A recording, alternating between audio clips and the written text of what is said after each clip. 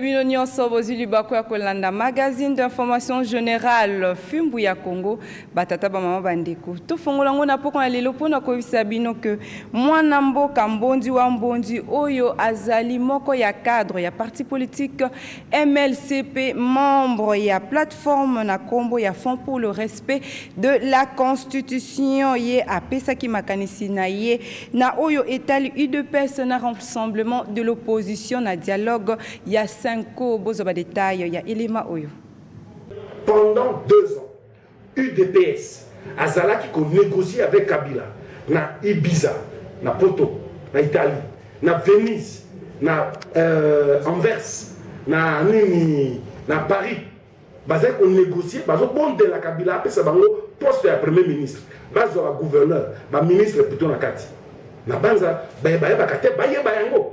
Tango ba beta ki F bazeba masasi yao UDPS azo négocier ye na Kabila kuna libanda pour abakoma na gouvernement ya Kabila a nommé bango premier ministre biso awa boy tozowe la constitution respect à constitution élection il fait ça les mains boni lelo UDPS a kopesa biso toli mateya alobate yende opposant ya mibale tango 2 ans toza kobunda awa G7 bango bazalaki ba conseillers spéciaux, ba ministres, ba nani avec Kabila. Si bango ne bazao kanga biso, bango ne bazao ko menacer biso. Lobi ba moni kete etumba to bundi to pesa Kabila, ba kimi mbango baye. Bango ne ba ko pesa biso leçon. Mais soyons sérieux. Et ce que tu comptes là, taille ya ba parti politique. Parti politique ni na kat na bango e ko fungola mbanga na yango kolobake MLC c'est quoi?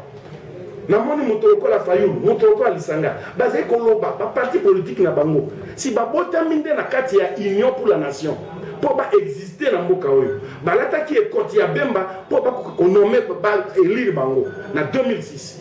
Na 2011, le ko la bango bazala kase ko kwa mayebo. Ba bota makasi pembe na nzete ce que la libon bango ba bota ma. Bango moko na mabele ba kokate. Na 2011, ba e ko la ta e koti ya Tshisekedi. Bon, va voter bango na kombo ya Tshisekedi. Totikala kaka na politique pona ko isabino que mwana mboka Charles Mwando Simba oyo azalaki président ya parti politique INADEF ye akufaki mokolo ya lundi 12 décembre 2016 na Bruxelles na capitale ya Belgique na yango magazine d'information générale Fimbu ya Congo et bino portrait na ye bolanda.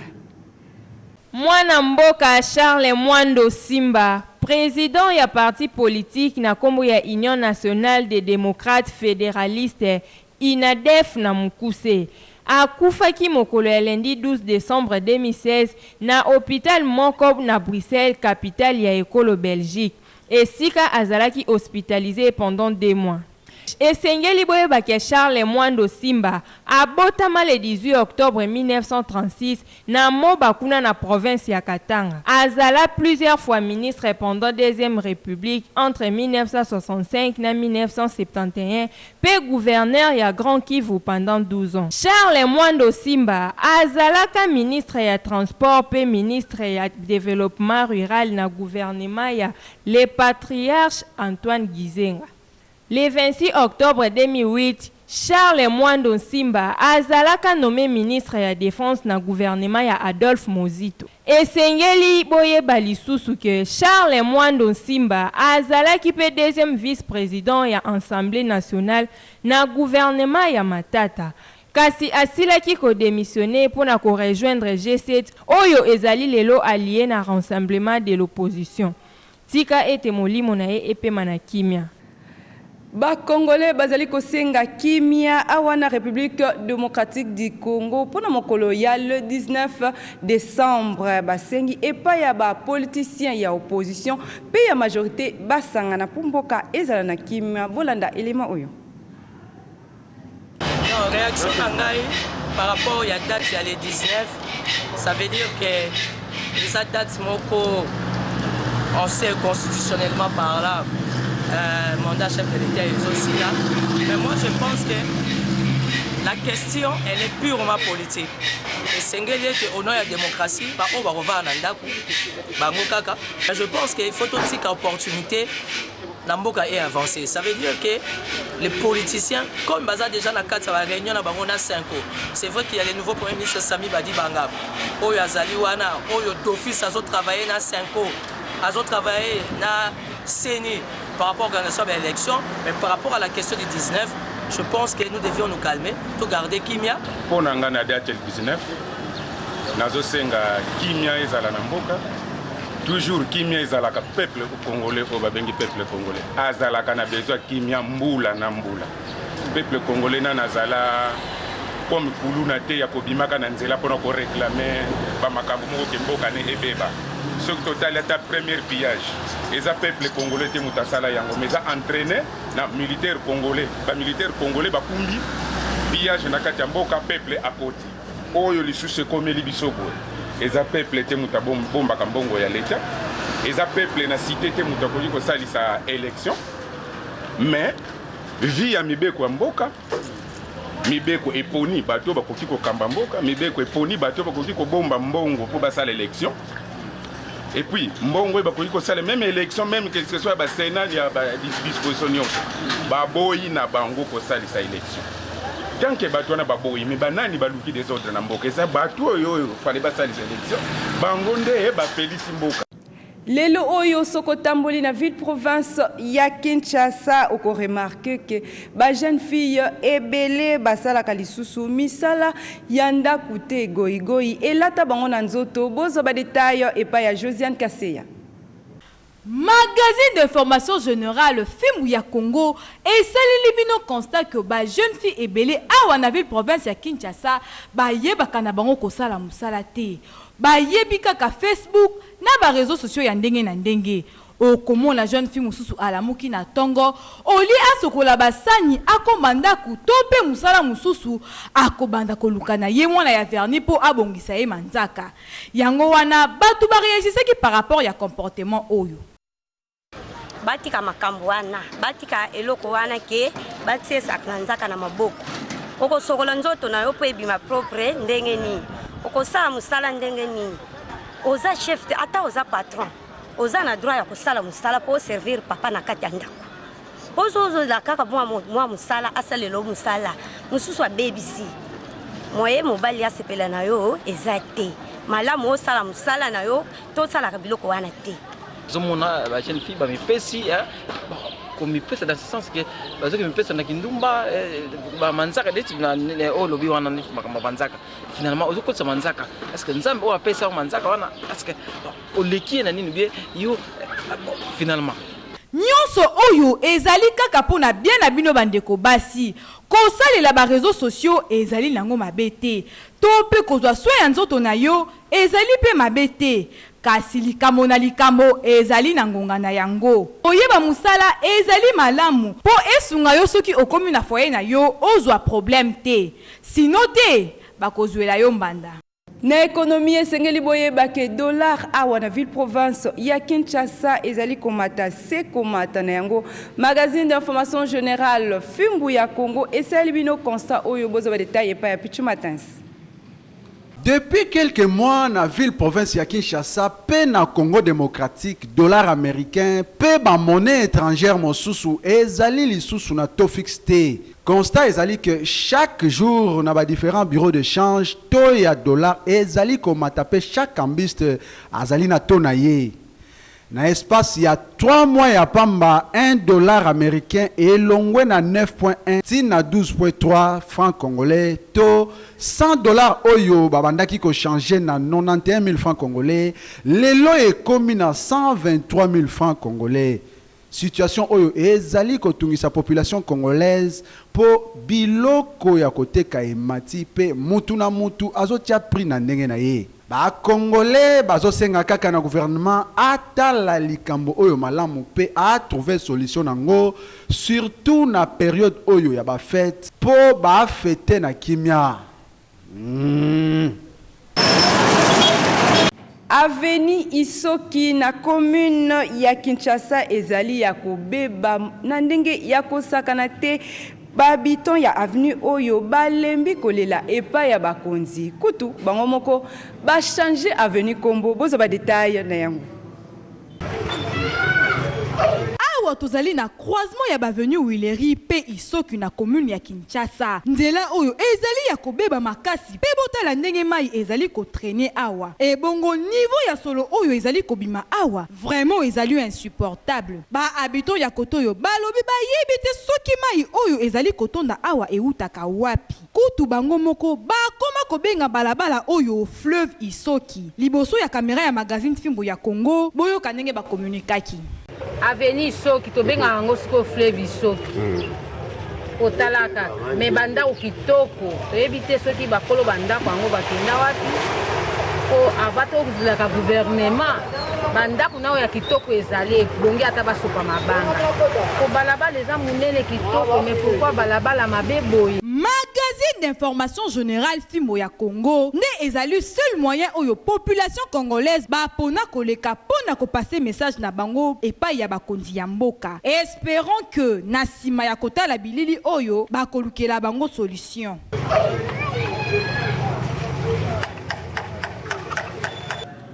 Na page internationale Sengeli Boyebaki na Istanbul na capitale ya Turquie.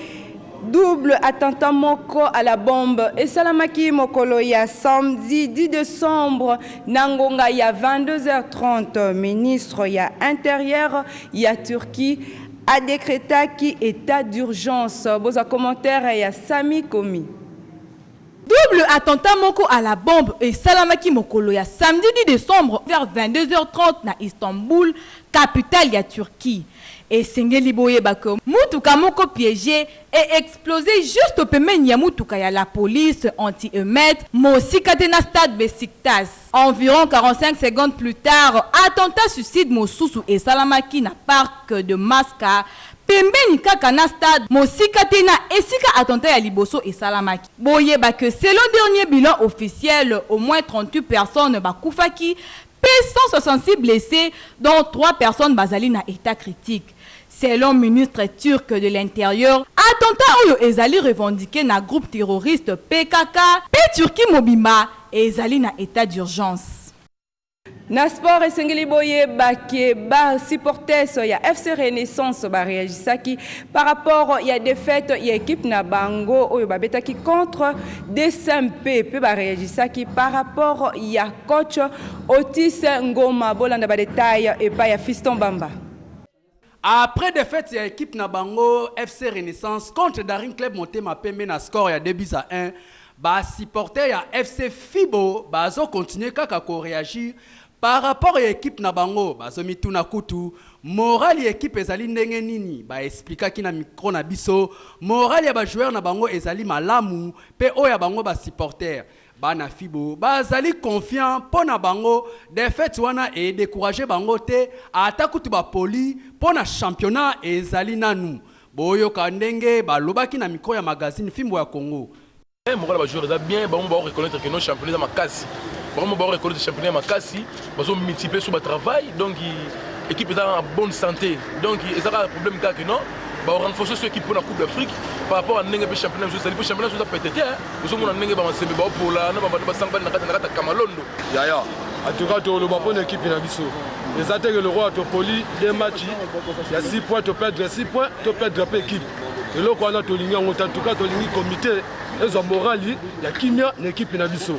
L'équipe est attaquée ko ya ba président wote ya banani tese équipe est biso ba supporter. Match ya dimanche ça la biso sur site du mettre que to pour la match oyo. Place biso to la équipe te bango ba komo ke na ndenge nini. Ba komo mbwe moral na biso ba supporter pour nani. Et sila kite bana Fibo ba réagisaki lisusu pona ndenge coach ya event ndenge atikaki équipe ya event pona koya ko coacher DSMP. Et là ils ont inquiété biso que non. Un entraîneur professionnel au conseil de l'ambosalité hein ko titulaire ya équipe nationale au conseil de l'ambosalité ko tika baninga na niveau Afrique du Sud pona yo oya na Kinshasa pona au côté match ya derby ya Renaissance Daring Otis Ngoma zala pena entraîneur oyo aza responsable ya mboka oyo doza oza responsable ya mboka oyo ya bapesio Léopard bapesio parti ya mboka yo sunga.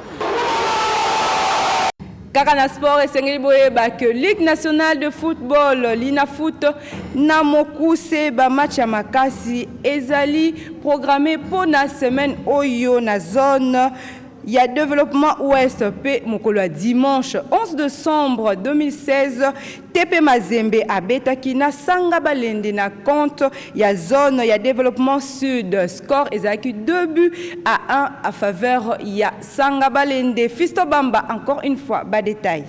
Championnat d'élite ya République démocratique du Congo oyo ezali Ligue nationale de football l'INAFOOT na mokuse ezali ko continuer chemin na yango. Boye baka que lobby mercredi le 14 décembre 2016 ASV Club oyo a commis leader na classement a kokutana na ndombe ya province ya Bandundu. Pe jeudi le 15 décembre 2016 DSMP oyo a commis deuxième na classement a kobeta na Veti Club ya province ya Congo central. Pe vendredi le 16 décembre 2016 FC Renaissance du Congo a kobeta na équipe ya Shark Club.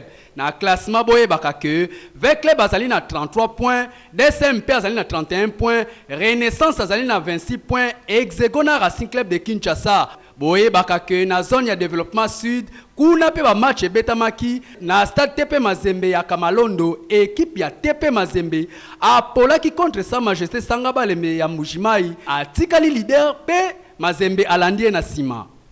Démocratie à l'africaine yangonde ezali livre oyo mwana mboka innocent pe ya moko ya ba écrivain ya Congo Brazzaville akomaki pona ko expliquer ndenge nini démocratie esalamaka na Afrique. Boza ba détail et pas ya Martine Wema. Naza kotanga livre ya écrivain na biso moko munene ya Afrique Michel Innocent Peya. Ameyo mukanango okangami nango pona nini amalungeza na kati yako. Oh, mais talande nga komi la démocratie à l'africaine osambe ou kinzonzi la vie ou la mort des États. Azo lobela lolenge ya démocratie ya Afrique. Oh, est-ce qu'en Afrique tozana lolenge ya démocratie na biso? Oh, lolenge bazali ko konzela mokili bazwa lolenge ya kozala ya lolenge ya démocratie na biso ya Afrique. Oh, Afrique oyo wapi zana na lolenge ya démocratie. Démocratie bakende ko imposer biso na la bol yango lelo zolo bake biso tozana démocratie. Ah tika na yo. Ndeko. Tozana ya biso lolenge ya démocratie. Tanga livre oyo ozomona oyo démocratie africaine osambe ou kinzonzi la vie ou la mort des États. Na page 108 au monde lolenge démocratie et salamaka na biso na Afrique. Soko likambo ezali bato babengani basololi tala ndenge bokonze kabwani ozomona otere ondinga okani otere ondinga okani lebai awa bato bakutani nyonso omona foto yo ezali kotalisa ke likambo ekoyaki to pe matanga to boni bato nyonso bakutani po basolola. Yango bazo benga dialogue na sanzete bato bafandi bazo basololaki elika arewe esima ya masolo bazwaki solution na ba problème na bango.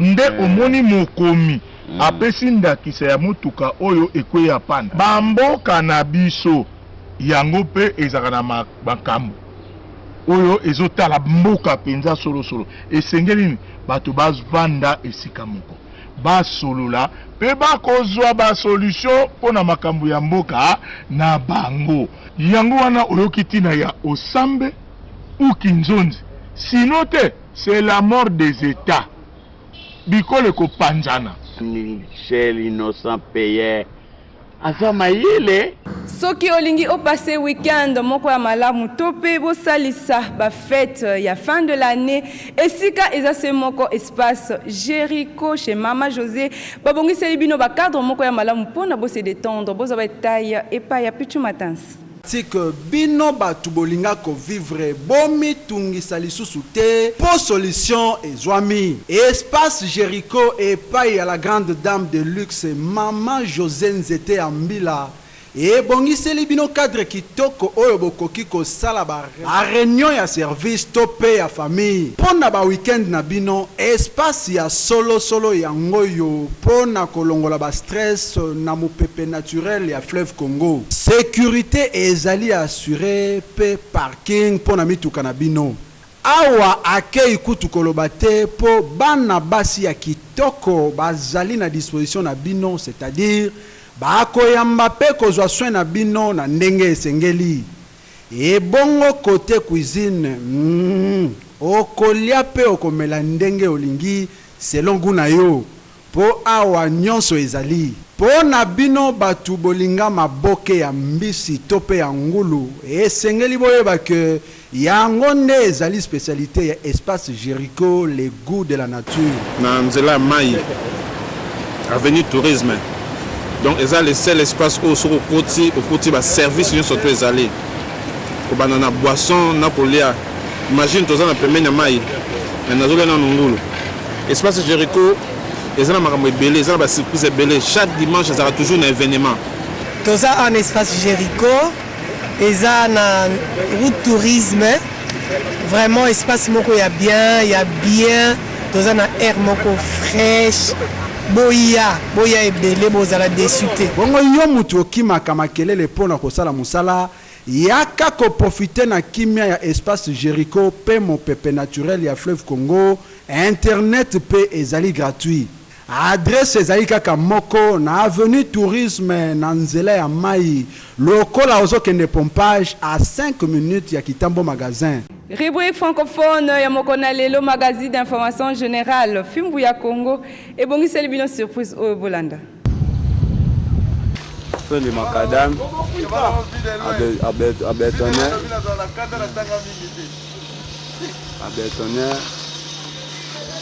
bon. Après ici, nous partons là-bas pour terminer cette route. Jusqu'à là-bas au terrain. Après nous terminer. Après nous arriver ici, pour commencer ici jusqu'à là-bas. Après la route. Bon, là-bas, au-dessus là-bas. Au-dessus là-bas. Oui. Ça c'est le nouveau quartier. Le nouveau quartier de Soro 4. Ça c'est des tombes. C'est la maison, c'est les Tchatsadi Toumassa, se trouve là-bas. C'est pour cela que appelle ici. Fimbu ya Congo magazine sika. Yango, faulo bango. Fimbo na fimbo. Batonga ka toilette na lpanga ba voisin te, eze bandela conflit. Rola te kitoko ba yoshine tingabo balando boira imaite. Pour le kai côté mususu. Yako le kawa. Bango tu bolanda kawana. Bakabola lukutana vérité le roi passe 50-50. Ah ouais, vérité c'est vérité. Olingi mambo sala kabaye bayo place mo le kezali awo. Kasi fimbo. Bon mona soka mukende to bandika to bandisika mais to mukolo na mina makanisi. Ndeto bakandita kala makasa sika. Donc biso na bino ressenti que différence ezali pour makamto ko loba ko sika la awa pe ko panza na partout te za balbakio babwaka libanga kana manga hotel atin. Biso mama zim to luka mbespo na ngai. Kasi bori bangwa au contraire ba proverbe kasi nori ba la awa. Onda kolala kate mo besike tanga kezate teso problème mbula mbala mo nda kolala kate ko besike tanga o mutabwaki mutabomba mele kona maele te so za kizengo olekera na maele fa na maele pa lekona maele kaso ba ngwa fimbu ya Congo magazine sika yango fa lo bango ngai fimbo na fimbo fimbo magazine fimbo yesika nayebi ke boseki mingi na bandaku na bino. Merci na bino nyonso bozaki branché pour na kolanda magazine d'information générale Fimbu ya Congo oyo ngana zaki na esengo ya ko présenter les bino yango to kutani